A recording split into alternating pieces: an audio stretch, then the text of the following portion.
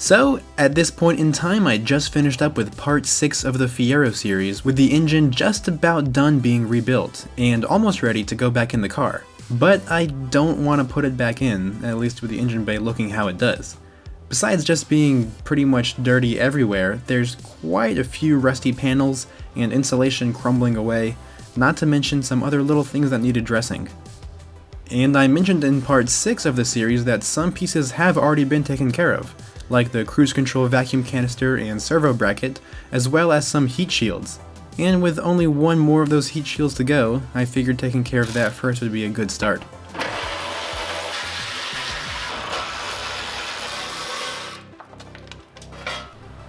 This is a rusty boy, but nothing that a little sandblasting can't take care of. But as effective and quick as sandblasting is, it still takes a hot minute to hit the entirety of whatever you're blasting, especially if it's a part as big as this one. But with that now back to bare metal and cleaned off, it's time to give it a coat of high heat paint.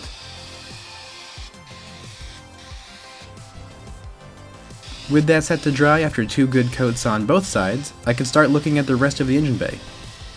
The disgusting old insulation had been bothering me ever since I got the car running originally. So with the AC lines, intake hose, and battery tray out of the way, I could start tearing some out.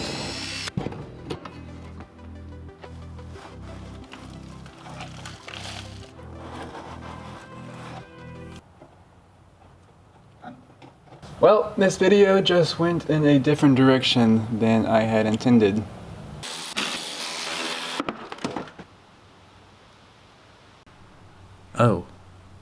Oh no. That is not good. A classic case of battery acid attack on sheet metal.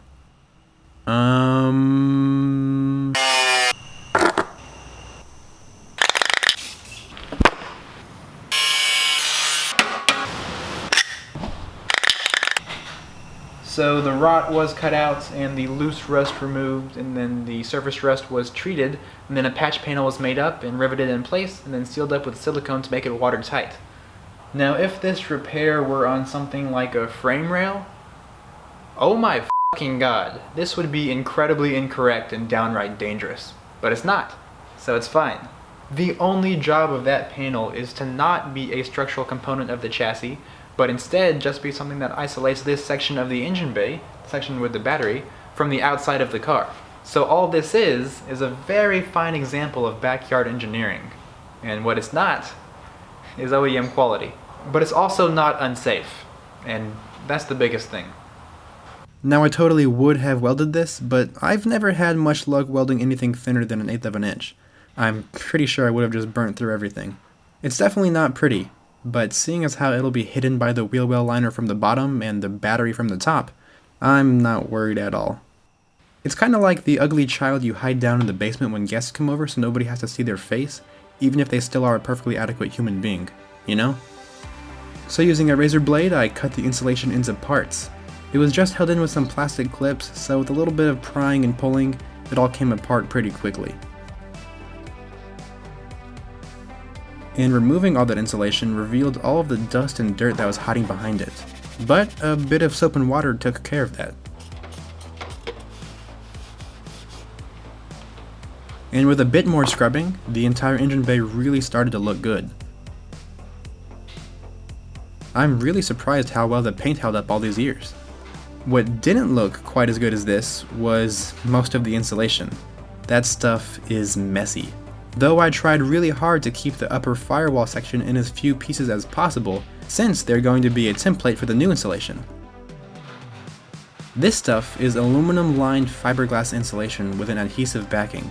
This is stuff you can get on Amazon for relatively cheap, and it's pretty much the exact same thing that auto manufacturers are using on current cars, like here on the driveshaft tunnel of this 2017 Ford Mustang, where the exhaust passes by. Unfortunately, this isn't as thick as the factory insulation that the car came with, so it's not going to do a lot for sound deadening, since it's only really a thermal insulator. So I will have to do something else for the acoustic insulation inside the car at a later time. But this is looking pretty good. One more thing to take care of is the thermal insulation for this section of wire loom. The original was removed, and then what is basically a tape roll of what I used for the firewall is wrapped around the loom. Not bad. Alright, let's put those heat shields back on. Though I'm actually only going to put the two large ones on. The little one won't be able to clear the intake manifold when the engine goes back in, so it'll be bolted back up later. And keeping on with the insulation trend, I wanted to clean up the last piece there was, and that was this little blanket sock thing for the AC lines. This is a thick fiberglass cloth that had a layer of foil lining it, but that foil layer is mostly gone.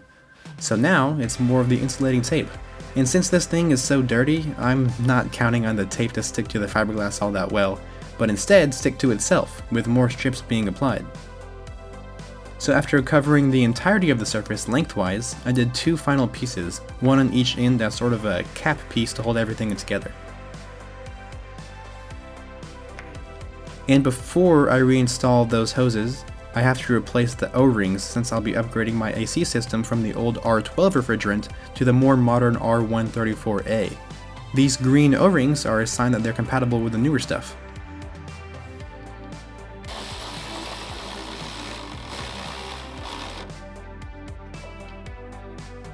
And with that installed, I can finish up the last little jobs.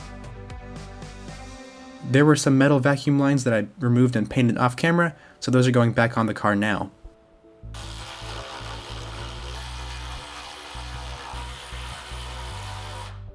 And now I can go ahead and get the cruise control stuff back in.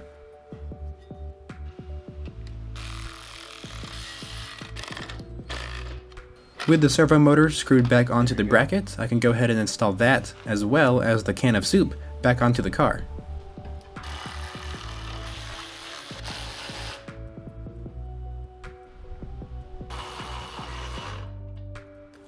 Nice. The original main ground strap wasn't in bad condition, but this is one of those things where it's cheap enough to replace and it can only be beneficial. That one was a direct replacement for the original that I got on Amazon, but for the secondary redundant ground, I made that myself by crimping on some ring terminals to some thick gauge wire. The original wire here wasn't actually in bad shape, besides the fact that I missed it when dropping the engine and snapped it into two pieces. Whoops. But the very last thing to take care of is the throttle cable, that looks to be in pretty rough shape. So I could replace the entire cable, but that would involve tearing up the interior of the car, and I don't really want to do that. But I don't really have to do that also because the cable isn't actually bad. Let me explain to the whiteboard. Inside the throttle cable is the actual cable that slides back and forth, and around that is the tube that it slides within. And then around that, there's a bunch of metal wires that give it rigidity, strength, and protection. And lastly, around all of that is a plastic or rubber tube to hold it all in place. In my case, part of the plastic layer is gone and left a little bit of the metal wires rusty, but the actual cable and cable tube are just fine. So, all I have to do is just cover it up to ensure that it stays fine. So my fix is going to be electrical tape. This stuff is PVC plastic, which has a pretty high heat tolerance and is already used around many parts of the wiring loom in the engine bay, so it's totally cool to be in this environment. Again, the only purpose of this layer is just to keep the metal wires in place. But with that, that's everything in the engine bay that needed addressed.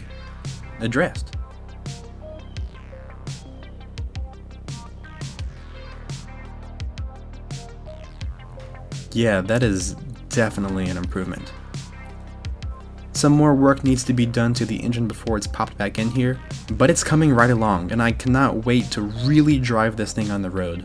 And that will be really soon, so do look forward to part 7 of the Fiero series where that happens. So, until next time, I'll see you guys later.